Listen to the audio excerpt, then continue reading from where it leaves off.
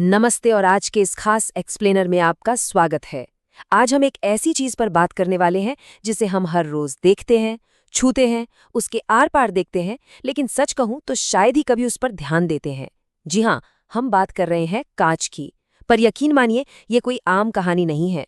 ये तो किसी फिल्म के हीरो की जर्नी जैसी है, जहां रेगिस्तान की रेत का एक मामूली सा कण आग की भट्टियों और खतरनाक टेस्ट से गुजरकर एक ऐसा इंजीनियरिंग मार्बल बन जाता है जो पूरी दुनिया में एक्सपोर्ट होने के लिए तैयार है।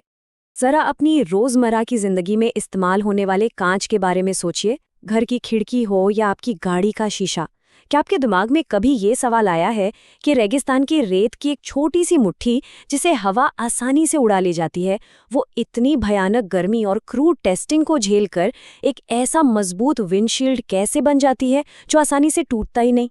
आज हम इसी रहस्य से पर्दा उठाने वाले हैं। हम उन एक्सट्रीम मैन्युफैक्चरिंग कंडीशंस और सख्त क्वालिटी कंट्रोल को समझेंगे जो इस नामुमकिन सी चीज को मुमकिन बनाते हैं। तो चलिए बिना देर किए इसमें गोता लगाते हैं। आज के हमारे सफर का रोड मैप कुछ इस तरह होगा। 1. सिलिका रेत का सफर। 2. एक्सट्रीम टेम्परेचर पर पिघलना। 3. शेपिंग और एनीलिंग प्रोसेस। 4. सुरक्षा और मजबूती का निर्माण। 5. एक्सट्रीम क्वालिटी और ड्यूरेबिलिटी टेस्ट्स। और अंत में 6. Global export certifications.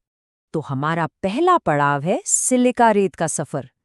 कहानी की शुरुआत बिल्कुल वहीं से करते हैं जहां से इसका जन्म होता है, राजस्थान के रेगिस्तान की 50 मीटर गहरी खुली खदानों से। और यहाँ एक नंबर बहुत क्रूशल है, 99.5। देखिए, कांच बनाने के लिए हमें जो सिलिका रेत चाहिए ना, वो 99.5% प्योर होनी चाहिए। और आप इसके काम का स्केल देखिए। इस खदान से हर दिन 2000 टन शुद्ध सिलिका निकाली जाती है। मतलब रोजाना 2000 टन रेत का पहाड़। ये सच में बहुत बड़ा पैमाना है। इस पूरी प्रोसेस के 3 मेन स्टेप्स हैं।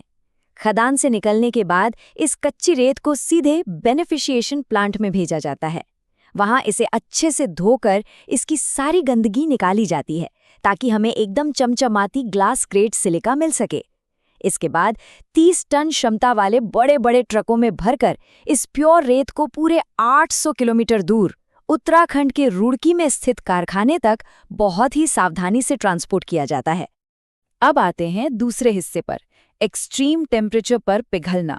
ये वो फेज है जिसे आप विज्ञान का जादू या एल्केमी कह सकते हैं, जहां इस ठंडी रेत का सामना एक सचमुच आग उगलती भट्टी से होता है। एक परफेक्ट और बेदाग कांच बनाने के लिए ना, इंग्रेडिएंट्स का सही बैलेंस होना बहुत जरूरी है। इसे ऐसे समझिए, 5 टन के एक बैच को तैयार करने के लिए 1500 किलो सिलिका को बेस के तौर पर लिया जाता है। फिर इसमें सोडा ऐश मिलाते हैं जो इसे पिघलाने में मदद करता है। चूना पत्थर यानी लाइमस्टोन इसे मजबूती देता है और टूटने से बचाता है। डोलोमाइट इसमें एक शानदार चमक लाता है और सिर्फ 85 किलो सेलेनियम कांच के उस हल्के हरे रंग को पूरी तरह से गायब कर देता है। है ना एकदम परफेक्ट रेसिपी? लेकिन ये रेसिपी तभी काम करेगी जब इसे 1500 डिग्री सेल्सियस के खौफनाक तापमान पर पकाया जाए। ये भट्टी 2400 घंटे और 7 दिन चलती है और इस 1500 डिग्री की भयंकर आग में ये सारा कच्चा माल पिघलकर एक लाल नारंगी रंग की तरल कांच की नदी में बदल जाता है। चलिए तीसरे फेज की तरफ बढ़ते हैं, शेपिंग और एनीलिंग प्रोसेस। अब हमारे पास उबलते हुए लिक्विड कांच की एक नदी तो है, पर इसे उस एकदम फ्लैट शेप में कैसे लाएं जो हम अपनी खिड़कियों में देखते हैं। यहीं पर एक बहुत ही दिलचस्प तकनीक आती है, फ्लोट बाथ। इसमें 1100 डिग्री सेल्सियस के उस उबलते हुए कांच को 600 टन पिघले हुए टिन के ऊपर तैराया जाता है। क्योंकि कांच टिन के साथ मिक्स नहीं होता, इसलिए उसके ऊपर तैरने से कांच की सतह एकदम फ्लैट और स्मूथ हो जाती है। और ये इतना प्रिसाइज है कि कांच की थिकनेस को 0.1 मिलीमीटर तक कंट्रोल किया जा सकता है। सोचिए जरा। इसके बाद इस कांच को एनीलिंग लहर नाम की 150 मीटर लंबी एक टनल से गुजारा जाता है। यहाँ कांच को 600 डिग्री के तापमान से बहुत ही धीरे धीरे ठंडा करते हैं। ये स्लो कूलिंग बहुत ज़रूरी है, क्योंकि अगर इस उबलते हुए कांच को अचानक ठंडा कर दिया ना, तो इसके अंदर इतना स्ट्रेस पैदा होगा कि ये तुरंत चकनाचूर हो जाएगा। ये 150 मीटर का लंबा सफ़र ही इसे स्ट्रेस फ्री और स्टेबल बनाता है।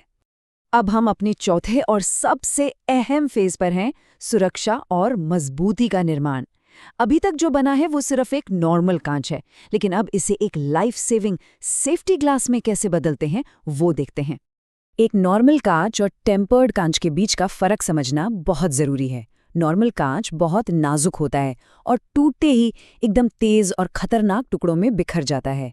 लेकिन टेम्पर्ड कांच बनाने के लिए उसी साधारण कांच को वापस 640 डिग्री तक गर्म किया जाता है और फिर सिर्फ 48 सेकंड के अंदर ठंडी हवा की तेज बौछार से उसे अचानक ठंडा कर देते हैं। इस एक झटके से ये कांच पहले के मुकाबले 5 गुना ज्यादा मजबूत हो जाता है। और सेफ्टी को एक लेवल और ऊपर ले जाने के लिए हम बनाते हैं लैमिनेटेड सेफ्टी ग्लास। इसमें टेम्पर्ड कांच की 2 लेयर्स के बीच में एक पीवीबी फिल्म को सैंडविच कर देते हैं और फिर इसे 12 बार के भारी प्रेशर में एक ऑटोक्लेव मशीन के अंदर पकाया जाता है। ये पीवीबी फिल्म एक सेफ्टी नेट की तरह काम करती है। मतलब अगर भयंकर टक्कर से ये कांच टूट भी जाए ना, तो भी ये बिखरता नहीं है, बल्कि इस फिल्म से चिपका रहता है। हमारी गाड़ियों की विंडशील्ड में बिल्कुल यही तकनीक इस्तेमाल होती है। अब आते हैं 5वें फेज पर, कठोर गुणवत्ता और स्थायित्व परीक्षण। कांच मजबूत तो बन गया, पर क्या ये सच में इंटरनेशनल स्टैंडर्ड्स पर सेफ है? इसका पता लगाने के लिए इसे कुछ बहुत ही ब्रूटल क्वालिटी कंट्रोल टेस्ट से गुजरना पड़ता है। इन टेस्ट की क्रूरता सच में हैरान करने वाली है। ग्रैन्युअल टेस्ट में कांच को जानबूझकर तोड़ा जाता है, सिर्फ ये देखने के लिए कि ये कम से कम 78 ब्लंट यानी बिना धार वाले सुरक्षित टुकड़ों में ही टूटे। फिर ड्रॉप टेस्ट में 4 मीटर की ऊंचाई से इस पर एक भारी वजन गिराते हैं, जिसे इसे सहना ही होता है। वेदर टेस्ट में इसे 1000 घंटे तक नकली धूप और बारिश का टॉर्चर झेलना पड़ता है, और एसिड रेजिस्टेंस में तो इसे 24 घंटे तक एसिड में रखा जाता है और बाहर निकलने पर इसकी सतह पर एक खरोंच भी नहीं होनी चाहिए। और कमाल की बात देखिए, इतना सब सहने, जलने, जमने और भारी प्रेशर में दबने के बाद भी एक शर्त और है, 88% लाइट ट्रांसमिशन। यानी इन सब टॉर्चर के बावजूद इस कांच को इतना ट्रांसपेरेंट रहना ही होगा कि उसमें से 88% रोशनी आर पार जा सके। हमारा आखिरी फेज, ग्लोबल एक्सपोर्ट के लिए सर्टिफिकेशन। इतने सारे ब्रूटल टेस्ट पास करने के बाद फाइनली वो टाइम आता है जब इसे ग्लोबल मार्केट में जाने का ऑफिशियल पासपोर्ट मिलता है। इंटरनेशनल मार्केट में कदम रखने के लिए इसे कई इंडस्ट्रियल स्टैंडर्ड्स को मैच करना होता है।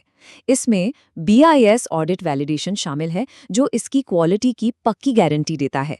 इसके अलावा NPL इंडिया की प्रिसिजन इक्विपमेंट सर्टिफिकेशन भी ज़रूरी है। और तो और इसे पैक करने के लिए जो लकड़ी के क्रेट इस्तेमाल होते हैं ना, उनका भी ISPM 15 सर्टिफाइड होना ज़रूरी है, ताकि शिपिंग में कोई दिक्कत ना आए। इन सब के बाद जाकर ये कांच दुबई, यूरोप और अमेरिका जैसे बड़े मार्केट्स के लिए रेडी होता है। अगर हम इन माइक्रोस्कोपिक टेस्ट्स और लैब से थोड़ा जूम आउट करें, तो ISPM 15 क्रेट्स में सेफली पैक होकर 40 टन के उन विशाल शिपिंग कंटेनर्स में ये परफेक्टली इंजीनियर किया गया कांच मुंद्रा पोर्ट से निकलता है और पूरी दुनिया के बाजारों में पहुंच जाता है।